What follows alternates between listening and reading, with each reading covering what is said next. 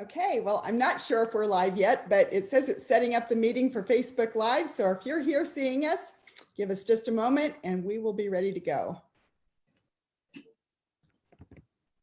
And there we are. So we're now streaming live. I'm Kelly Coates-Gilbert. I am your host tonight on She's Reading with Kelly Coates-Gilbert, and I am broadcasting from Dallas, Texas. And I'm so delighted because I've got my good friend, Liz Talley, here with us tonight. So glad to have everyone. you. I couldn't wait to get you on here. Liz and I have known each other for some time. We met, we met at Pulpwood Queens, I think. And she's the one who very first introduced me to the king cake. I had never heard of what king cake was. That's a Louisiana tradition. So, you know, I knew what to bring to my Texas friends. So that's right. Well, this girl's from the Pacific Northwest and I had never eaten a king cake. So, you know, they kept saying, be careful, don't eat the little plastic baby inside. No, the baby inside. Well, I think there's probably been several people who choked on it. And so there's always a warning. I guess the bakeries got smart. They're like, you know, make sure people understand there's a plastic baby in here. So that's right. So for my Pacific Northwest friends, a king cake literally is a cake with a little plastic baby inside. Yeah, it looks like a wreath. So it's really kind of like a Danish. It looks like, it tastes like a Danish to me. It's one of my favorite things. If you get a good king cake, I mean, that's amazing. And so in Louisiana, the tradition is, and, you know, starting with Epiphany, you know, the king cake, it gets its name from the three wise men, the kings. And so there's a little baby, that's the baby Jesus inside the king cake. And so it's round. So it looks like a little wreath, kind of like a kringle that you know, maybe get like up in Wisconsin and some of those areas.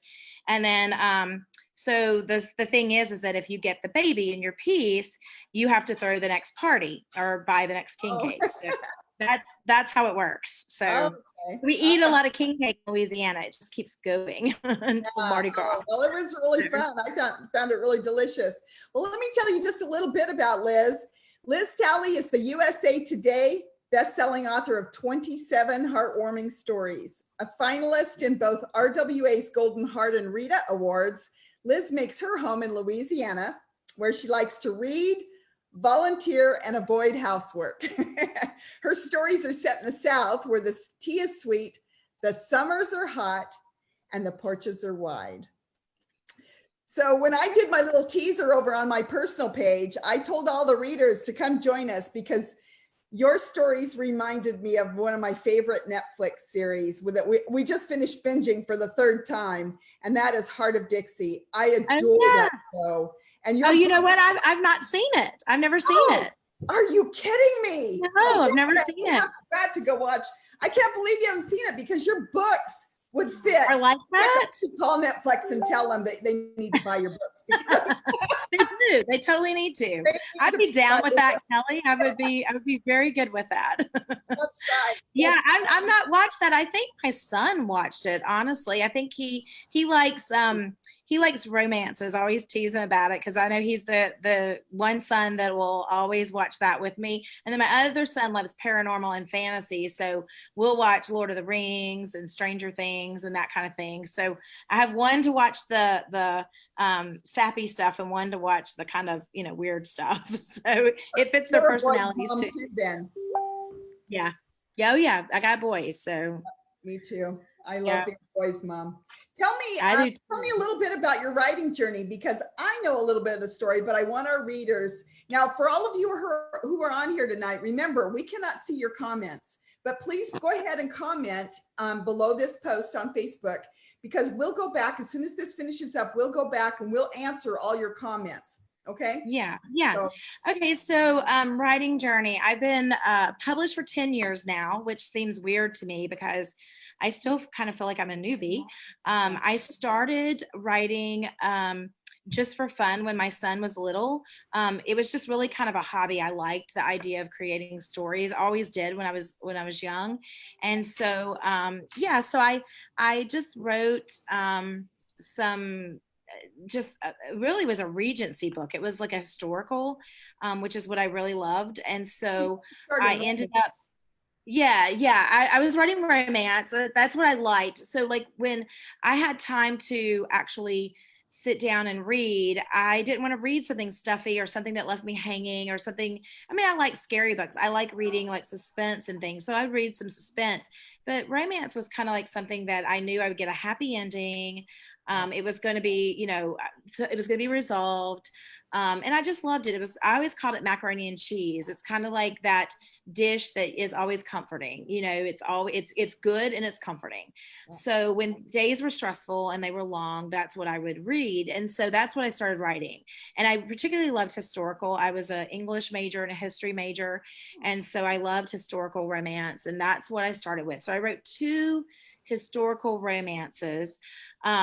And then I went to a conference. I joined a local writing group called RWA. They had a chapter here in my hometown of Shreveport. So I live in Louisiana and I live in Shreveport, Louisiana. And they had a chapter and I joined. I got really hooked. I loved being around people who loved writing. And so that's how I kind of got started. And then my very first book that I sold was a contemporary romance, and I sold that to Harlequin. And I wrote for Super Romance, which was a terrific line. They were kind of bigger books, big full books for Harlequin. And so I wrote, I think, 15 Harlequins before 15 of those. And now what's really cool is the line changed a lot and the line closed. So some of the last books that I did didn't get like they weren't in stores. They maybe were just digital only and didn't get a lot of attention. And so now I'm redoing them and I'm re-releasing 2 this fall.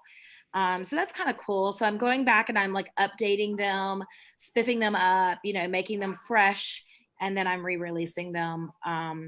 So I'm excited about that. And then I moved over to Montlake Romance, and then now I'm writing more women's fiction. So I've kind of evolved a little bit, changed a little bit. I love women's fiction, and I became a huge fan. I've read some of your romance. I became a huge fan of your women's fiction.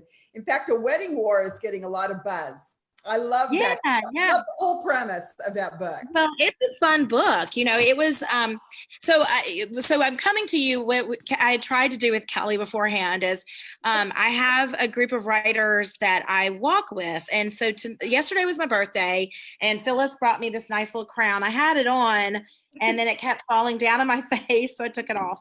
But I was trying to come to y'all from the pier because we come out to my friend's house. She has a beautiful piece of property. And I thought, oh, that'll be fun because these are these are the people. And the Wedding War came from an idea when we were walking one day. So we were actually talking about when our kids get married and what that would look like and who the mother of the bride or the mother of the groom would be and how it would be difficult doing a wedding with someone that maybe we didn't get along with or they had a different vision or concept. And at some point I was like, that would make a great book, like 2 women who really hate each other, but their children are getting married. What kind of fun could I have with that book? And so that's how that book was born. And so, it really has gotten a lot of really good reviews. At first, I was worried because I think a lot of people thought it was going to be a book about a wedding and romance, and it's not a romance. And it's not really about the wedding. It's really a book about friendship and about betrayal and about forgiveness and getting past something that happened in the past. And so so it's not a romance and it's not something that's necessarily light and rom-com. So everybody kept saying, oh, I think it's a rom-com, and then they'd be disappointed. But once it hit my target audience, which were women my age, so I just turned 48 yesterday, so 48 and older, who have children who are getting older, who are going to college and stuff. I think once it hit that age group, they were like, oh yeah, we know that, we've been through friendship, because you've got to kind of go through some friendships and some tough times with your friends, and then you understand how difficult some of those things are. So I really loved writing that story. Liz, one of the things that I am so impressed with your talent is the way that you create characters. In fact, let me tell the members here tonight a little bit about some of the reviews I saw. They said that you have a distinctive Southern voice, which is really fun. But the thing that I saw the most were reviews that complimented your ability to create characters. For example, here's one. She has a gift for creating flawed, fascinating, and memorable characters. And another person, I love this one. No one-dimensional characters here, folks. Yeah. Here's another one. She creates very interesting scenes, some hilarious, some heartbreaking, and some very heartwarming. But her characters are what I love. Oh, So I want to know, as an author, and I think all these people who are about to become your fans want to know, how do you create characters? What's that process? How do you begin? oh goodness. Well, first of all, I love meeting new people. I love studying people. I love thinking about why people do the things they do. So as I've moved into women's fiction, I have really enjoyed writing flawed characters. I don't I don't really want to write. I've written for Hallmark. I've written for Harlequin. I've loved all of my heroines that I've written for those particular publishers. But as I get older, I find that writing flawed characters, characters who they're not necessarily bad, but they don't always choose the good and right thing. And that gets them into situations that are interesting to me. So let's just take the wedding war because that's my latest one. In the wedding war, these two women are very flawed women. Sometimes they say and do things that are ugly. Sometimes they act in a particular way that makes you angry as a reader. You think, oh, she's being terrible. Why would she say that? Why would she do that? But that's how real life is. And so I really want my characters to reflect and be authentic, so that you can relate to them, even if they make you mad, even if you're like, these people are driving me crazy. And so I want relatable characters, and I really want them to be real. So I tend to let them sometimes misbehave. I tend to allow them to say and do things, and then I see what happens. Like as a writer, so if they say something, I'll be like, "Oh, I didn't know she was going to say that, or I didn't know she was going to do that." Now what happens? Both know there are reasons, sometimes deep-seated reasons behind our behavior, especially when we're misbehaving. There's always a reason. And you do a wonderful job of portraying not only the behavior, but it's like your books are like an onion. As you peel the cover and you read through the chapters, you start to understand this woman is deep, and there's a deep motivation for why she is who she is. Right. So and a lot of them stem from insecurities because as women, I'm writing particularly women characters. Now I write men also, but for the last couple of books, I've been writing strictly women, women who are a little bit older, for the most part. And so we have insecurities. And as we age, we have even more. Your insecurities when you're in your 20s are very different from your insecurities when you're in your 40s and 50s. Find out there's more to be insecure about. Yeah. Your body changes, your role changes, instead of just being a mom. I've always been Jake and Gabe's mom forever. And now I'm not Jake and Gabe's mom. I'm Amy, and in my real life, and I'm Liz as an author. And so, my role has changed, and I've changed my body. Everything has changed for me.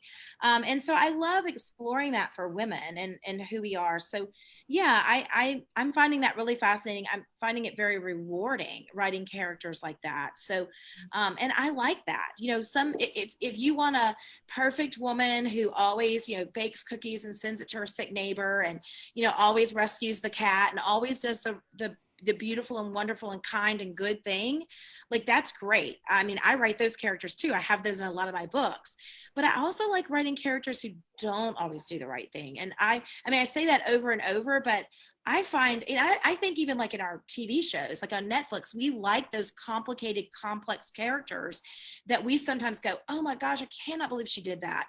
It just makes them more interesting. It makes them well-rounded. And as that person said, not one-dimensional.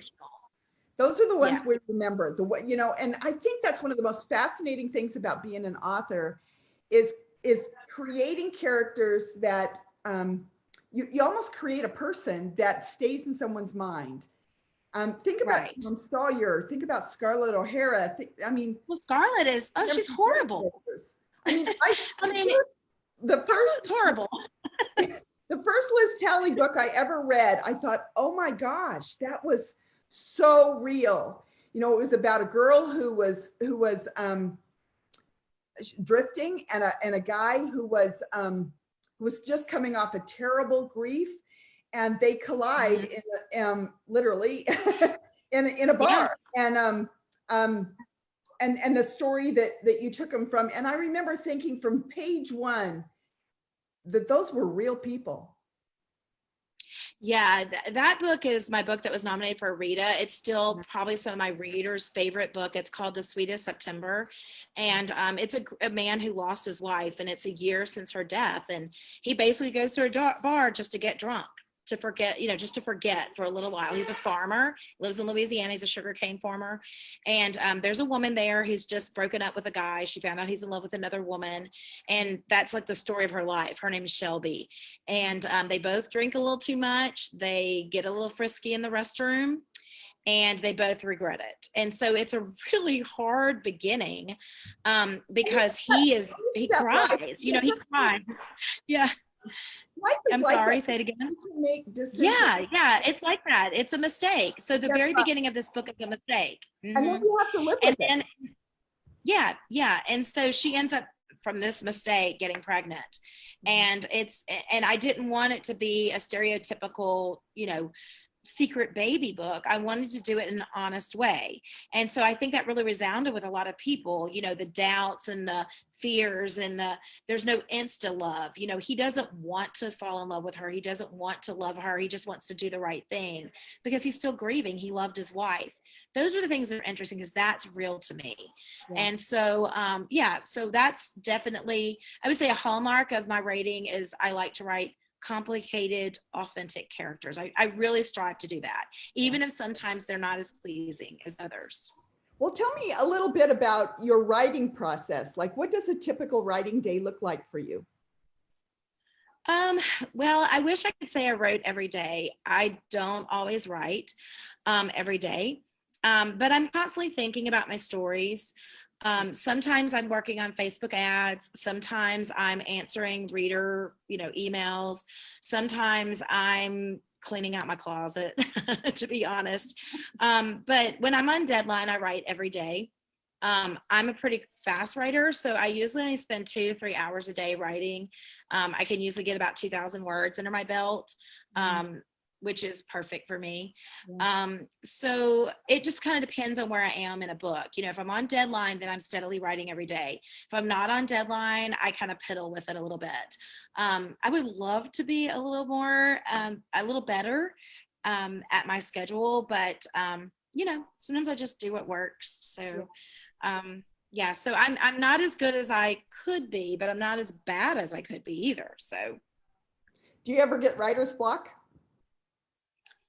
Not really. I know that some writers get that. I get slumps where maybe I just don't feel like writing, but I never think of it as a block because I know like I can go with my friends and I can get myself out of that.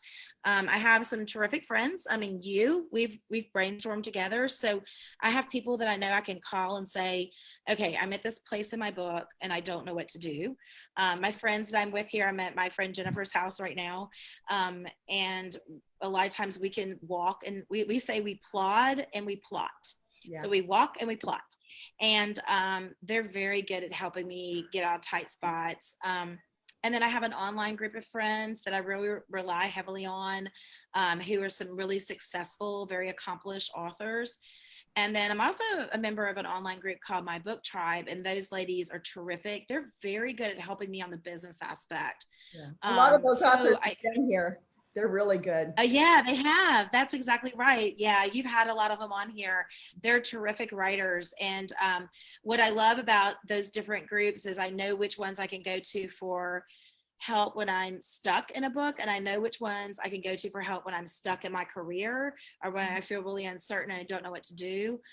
So it's really wonderful having different groups of friends in the writing world. It's very necessary. We need each other. Absolutely. And we need people to bounce off ideas and things like that. So I just feel enormously grateful. Especially now. I mean, I found myself getting so isolated during this whole COVID thing. So, and you and I have talked, I'm an extroverted introvert. I love people for a minute and then I like to retract, and you're very extroverted. So one of the things that's really hard is just sitting in a house all day playing the movie and putting it on paper. I love that, but I get isolated. So I created She's Reading so that I can have an excuse to talk to my favorite author. That's right. So we can have conversations. Yeah, I mean, friends the with work is, sisters. yeah. Well, Because the work is, I mean, the work is you. Yeah. Well, the work is you. I mean, you have to put the words on the paper. You have to create the story. That's a solitary job. I mean, that's not something you do by committee. I know some people write by committee. Maybe if you're writing like television or things like that, you write by committee. But when you're an author, and I guess there's some people who write with partners, there's writing partners. But I think even so, when you're in that process of creating, you're kind of doing that on your own. Yeah. So that I do, on my own, but I need other people. I need other people to kind of say, that worked, that didn't. I read this page, like I'm confused with where you're going.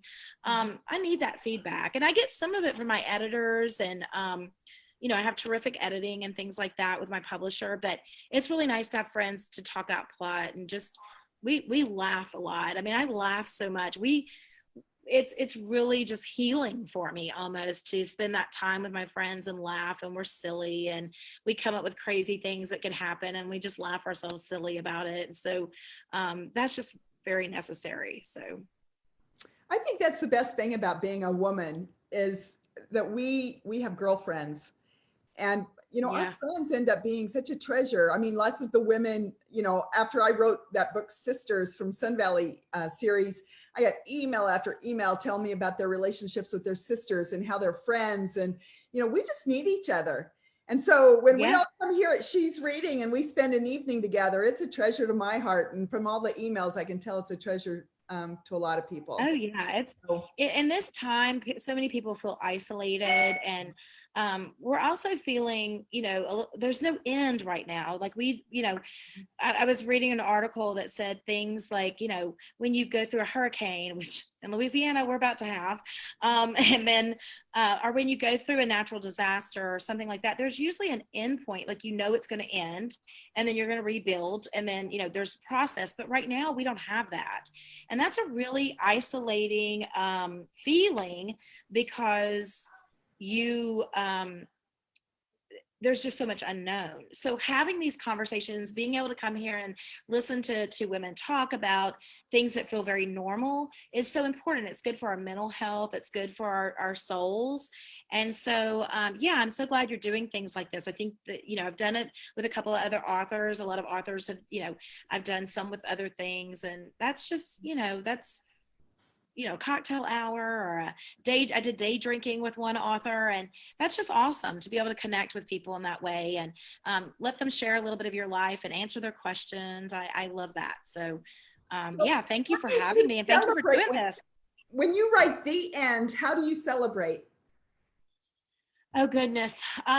With a glass of wine, sometimes like a drink or a cocktail. I mean, a lot of my friends, my son's girlfriend sent me, I hope you have lots of coffee and lots of cocktails, or, I hope you have a coffee and a cocktail today. So I'm a coffee cocktail girl. So I start with my coffee in the morning, and I love a cocktail. I mean, not every day. I don't have a cocktail every day, but that's a good way to celebrate for me. My husband's really good at making fun cocktails. And so he'll make me an old fashioned or make me something like that. And we put on records. We like to listen to records and have a cocktail, and so that's a great way to be married a long time.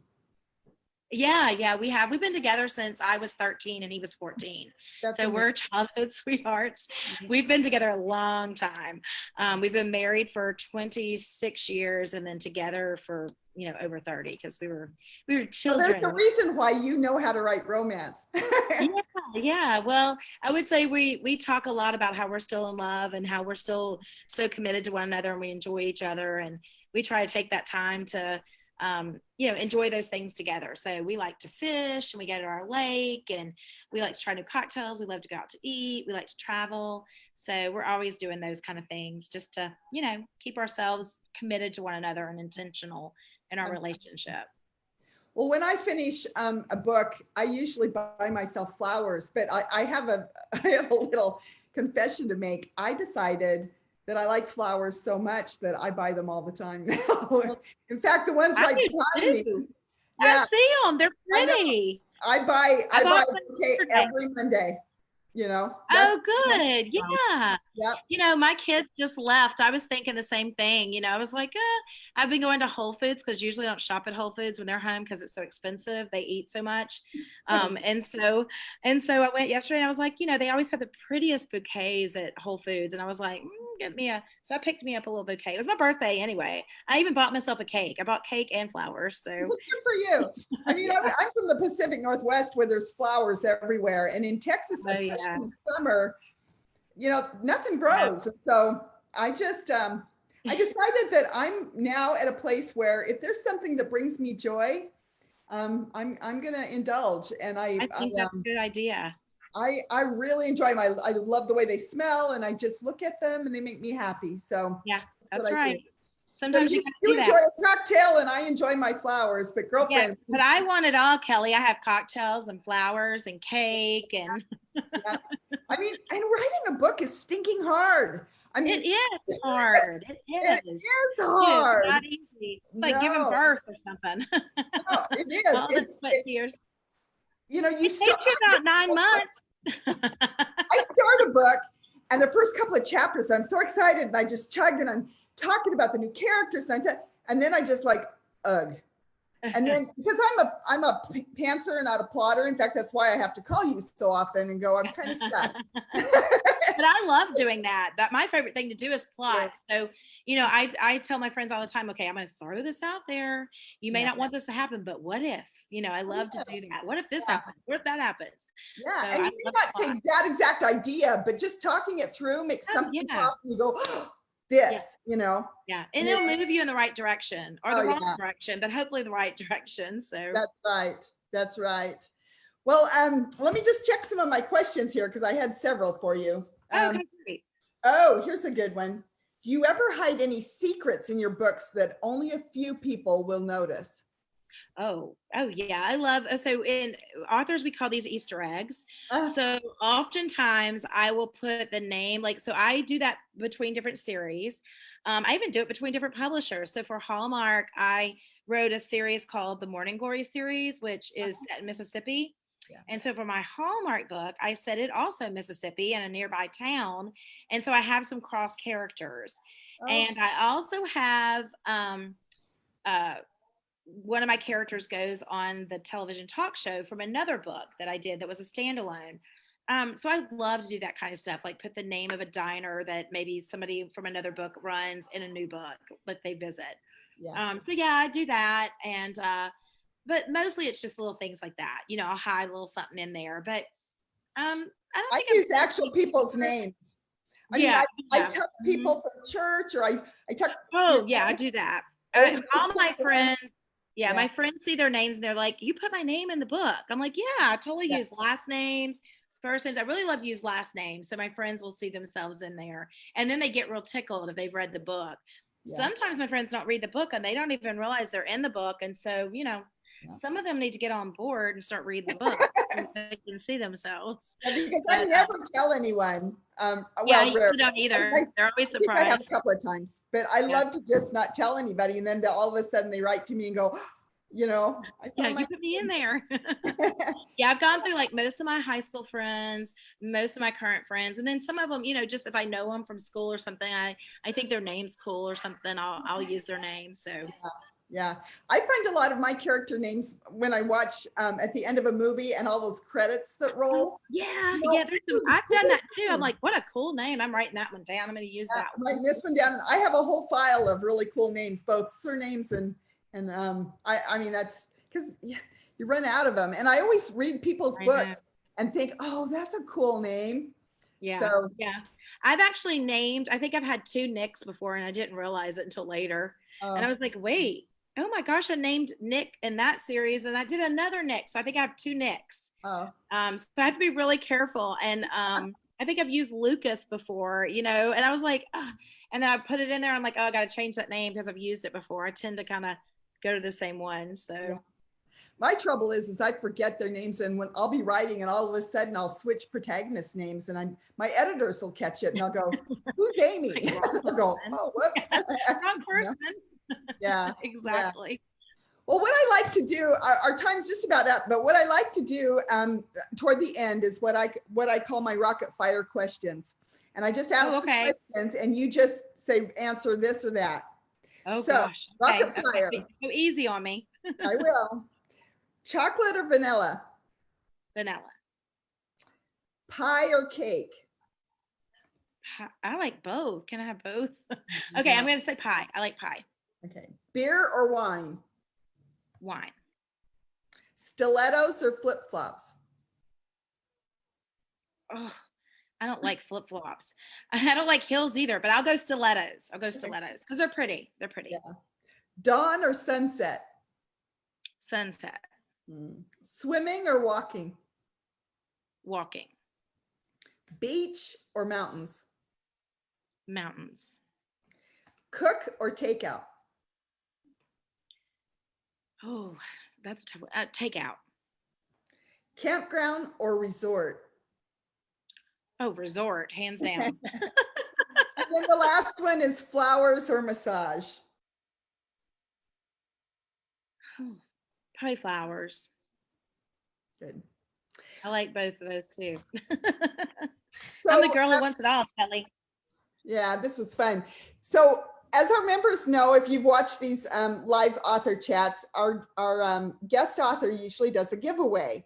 And while I didn't get a chance to really talk to Liz about this, but typically we do an ebook gift from Amazon. Yeah. But is that what you wanted to do? I can do an ebook or a print as long as the print's US. It's so expensive to mail overseas, and a lot of people are having trouble with them getting lost. And so I think if we do it in the US for print's fine, but I don't mind sending digital to international if that works. So I'll let it be the winner's choice. As long as if they live in England or something, they'll just have to accept digital. And then I'll let them look at my backlist. They can have whatever book they want. How about that? That's nice. That's nice. And that way, they'll get a chance to browse through your books and see. Yeah. Also, let's and the way you enter is you just put any comment below this chat on live Facebook. And then what we do is we pull those names and I put them through my Rafflecopter, and it randomly chooses a name. So even if you comment 12 times, you still only get one entry. And so, but if you comment at all, you're entered. And so make sure you do that, and make sure you put any questions that you want us to answer. And then Amy will answer, we'll announce the winner in the morning. Yeah, that sounds great. Yeah, that's what we'll do. But before we go, tell them about that new book you've got coming out, because I saw that and I was pretty Yeah. So I have a new book coming out in February 23rd of 2021, and it's called Adulting. Oh, I love it. I think I liked that because my kids are 21 and 18, and so we're working on adulting right now. But it's a story. It's actually set in California, so it's a little bit of an off-brand for me, but I still love the story. I had intended to bring it to the South, but it just didn't work in the context of the story. So my intentions for it didn't pan out. But so it's set in California. It's about a washed up Hollywood actress and a life coach who's going to help her get her life back on track through an adulting boot camp. And they go to a cabin in Northern California, and both of them have to face a lot of their past. So it's a women's fiction. It has a little bit of heavy subject matter from the past. But I'm really excited about it. I think it's a really cool book, and I think it's a book that's really needed. It's kind of weighty and gritty, but it's still got, I think, some of my trademark humor and those interesting characters. So is it available for pre-order? Can people pre-order it? It is. You can pre-order it. If you want to visit me, you can find me on liztalleybooks.com, and you can click there to pre-order. You can also sign up for my newsletter on liztalleybooks.com. I do little giveaways. Or you can find me on Facebook under Liz Talley. I think it's Liz Talley Books. And so you can get information there. But yes, it's available for pre-order on Amazon. Newsletter? Do you have a newsletter? I do, yeah. And the newsletter sign up is on my website, and that's liztalleybooks.com. Great. So, and I really encourage everyone to check her out, because I have so enjoyed not just knowing Liz, but I love her books. And so check those out. Before we go tonight, though, I've got a little bit of housekeeping. I have a book coming out real soon. It's on pre-order now, but it comes out September 1. It's the third book in the Pacific Bay series. It's this one. And it is over the course of a Pacific Northwest summer, 3 generations of women who believe they have nothing in common will try to become what they never were, a family. So very heartwarming, 3 generations of women, and it's getting lots and lots of early reader applause. And so I'm really tickled. I can't wait for it to come out. It's a cute cover, Kelly. I love the cover. Oh, me too. It says end of summer. Yeah. I just thought it was so fun. And flying the kite and chasing wind is so appropriate for this story. So I hope you guys will all check it out. And then I want to tell you, some of you may have already seen, but Pulpwood Queens is where I met Liz a couple of years ago. But when I was very early an author, I had just signed my first contract. My debut book came out. I was lucky enough to be featured on an author panel. And I met a woman named Tina Sloan. And Tina was, I kept looking at her thinking, she looks so familiar. Who is she? And then it just dawned on me who she was. I grew up watching daytime drama, soap operas with my mother. And Guiding Light was my absolute favorite soap opera. I adored that show. And Tina Sloan played Lillian Raines, the nurse. And when I recognized it, I went all fangirl, and my heart started I started getting kind of sweaty. I made myself go up and say, "Hello, I'm Kelly." And she was so generously genuine and warm. And we ended up spending the weekend, most of the weekend together. We just had such a good time. In fact, she was precious. She endorsed my first novel. And I was just thrilled. I was so sorry that my mama had passed away, because she would have gone nuts to see that. And so we have reconnected recently because Tina has just came out with her very first novel. And so she's going to be on here Thursday night, and we're going to talk celebrity and show business, because she's been in lots of movies. She's been kissed by Sean Connery, all kinds of fun things. And her husband was one of the executives at ABC Entertainment. And so she's been immersed in that world. And so we're going to talk about that world a little bit. We're going to talk about her new book. Cool. Her new book is Chasing Cleopatra. And I read it over the weekend, and if you guys like Sidney Sheldon, which I adore Sidney Sheldon books, she has written an international romantic thriller that rivals anything that Sidney has done. So I'm really excited. She's going to be here Thursday night. So y'all come back. And Amy, it was such a, well, I call you Amy, but Amy is her real name. That is. It's her real name. It's okay. I don't mind people knowing. I mean, some people are crazy about it, but I mean, most of my friends call me Amy Liz. All my writing friends call me Amy Liz all the time, because I write as Liz and I'm Amy, but no, I don't. I answer to anything. So thank you so much for having me. Come on. I enjoyed it. I'm interested to see what your readers think, if they have questions for me, and I hope they'll check out my books, and I'm looking forward to your new book coming out, and sounds like Thursday's going to be fun. So I'll have to come back. Yeah. All right. So everybody put their comments and their questions down there, and Amy and I will go and check them out and answer anything. So good night, everyone. Thanks for joining. Thank y'all so much. All right. Bye, y'all. Bye. See you here Thursday.